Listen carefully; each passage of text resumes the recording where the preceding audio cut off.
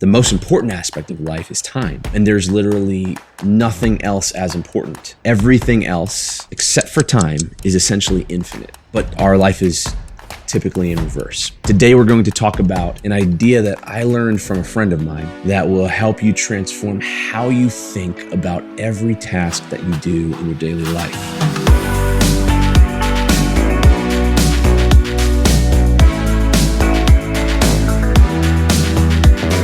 So here's the deal. People work for money. What we should really be working for is time. Poor people work for money. Wealthy people work for time. Today, I want to talk about becoming a time multiplier. And so first, I want to talk about this thing called the effort bias.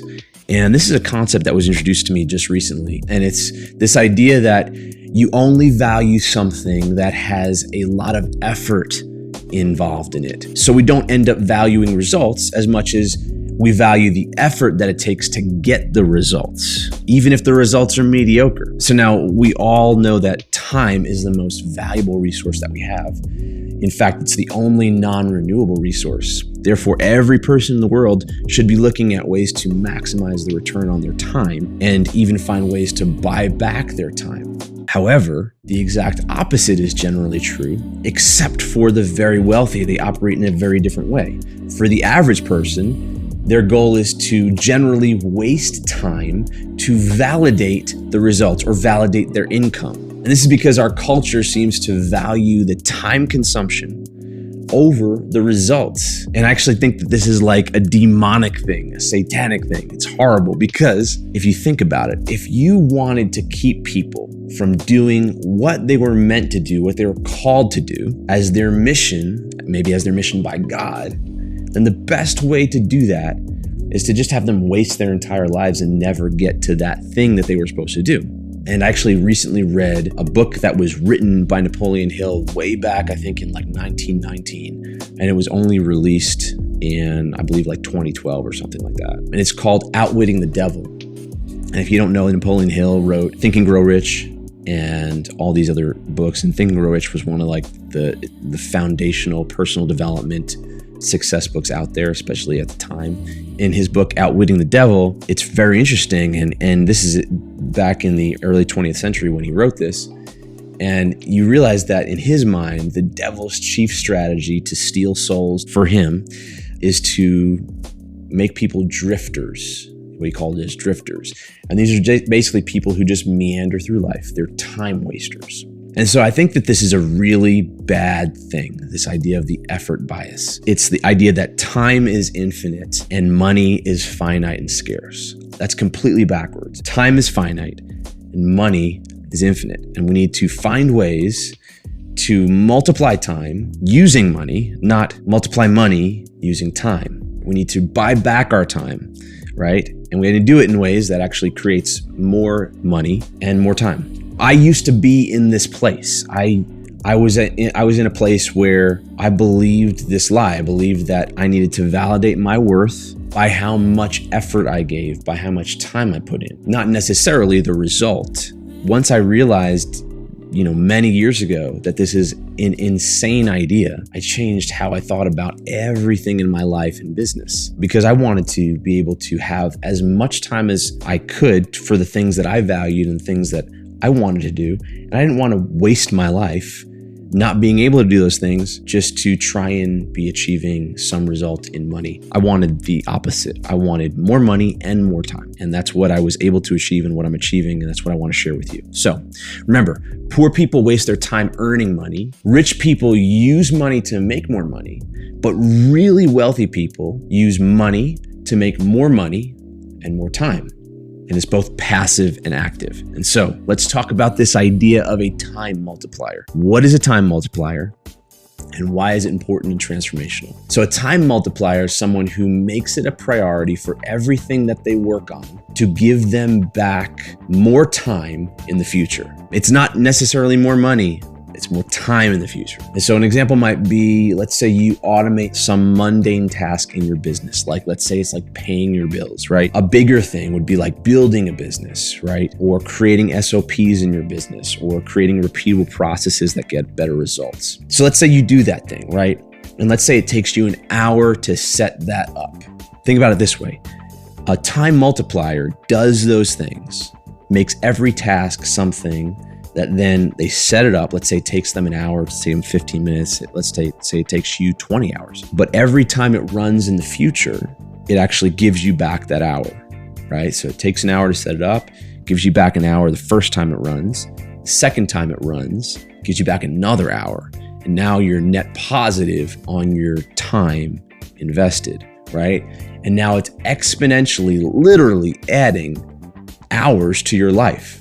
That's this idea of being a time multiplier. And it's a concept I learned from a friend of mine in business. It was so interesting that I really wanted to share it here. I started a business long ago. My business was my effort to do this, my example of doing this. But I didn't do it super well, right? And actually, it's only been in the last few years that I've adjusted my entire business and all of the businesses that I run with this idea of time multiplication in mind. Not just money multiplication, but time multiplication in mind. So the goal is that as I go into every day, I look at my tasks, and rather than just executing them, I want to find ways to adjust them so that they give me back an increasing return on time as time goes on. So let's talk about how you can become a time multiplier and get an exponential return on your time. I've got 4 steps that I think might help. The first one is really digest the mindset shift of time being more important than money and begin to look at it differently in everything that you do. And so I mention this because this is not an easy one. This idea of time being the only way to validate your value has been something that's been ingrained in us since we were kids in school. And so it takes a lot of time to undo all that conditioning, and it takes a lot of mental focus to do that. And so your goal should be to think about time as finite and to think about money as infinite. And now I realize that money is maybe technically not infinite, but to any one person, it essentially is. But we're conditioned to think that time is infinite and valueless, and that money is scarce and valuable. And that's backwards. That's completely backwards.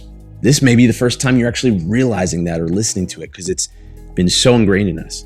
So it's completely backwards. Once you realize this, then you can begin to align your life in the correct way where you're using tasks and time to become a time multiplier.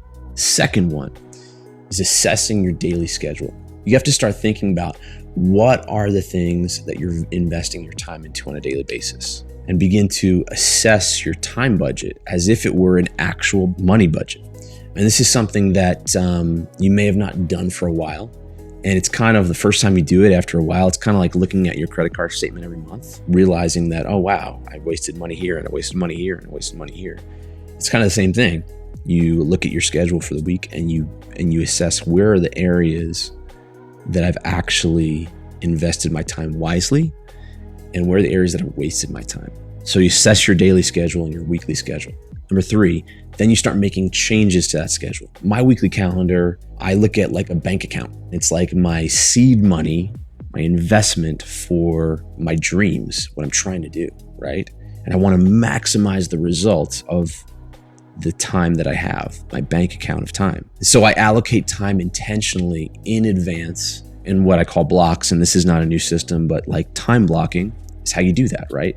You literally look at your schedule, you look at your calendar Monday through Friday or whatever days you work, and you block the time out and you intentionally choose what you're going to invest that time in. So I have a 10 block system. It's just a block in the morning, block in the afternoon. The goal is not to be overly rigid. The goal is not to feel like you have to now follow this like super rigid schedule. The goal is that you're intentionally thinking about where you're spending your time in advance so that you can minimize the time wasted or drifting around and maximize the return on that time. So number 4, then you start to adjust your tasks, okay?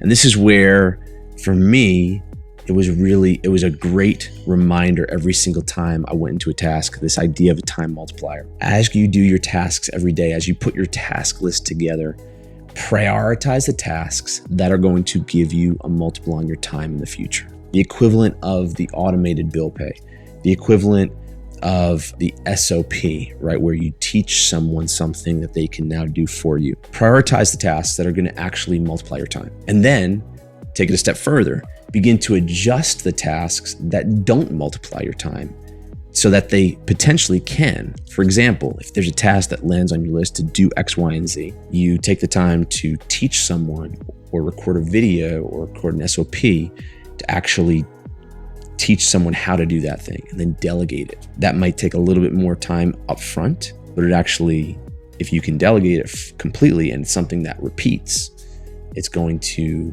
return that time in multiples in the future. But those are the 4 steps that I would suggest you take to become a time multiplier.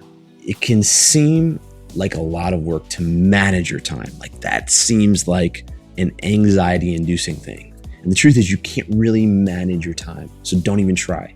You can only be more intentional about where you invest your time to get the maximum return. But you've got to remember a few things. Number 1, the only reason to do this is so that you have more time to spend in the right places, right? So with the people you love or your family or going to your kids' games, coaching soccer. Like for example, I've got several kids. I coach several soccer teams. I own several businesses. There's a lot of responsibilities, but I'm able to do those things because I intentionally try and invest my time in ways that actually give me time back so that I can spend my time on the things that really matter, things that are really enjoyable.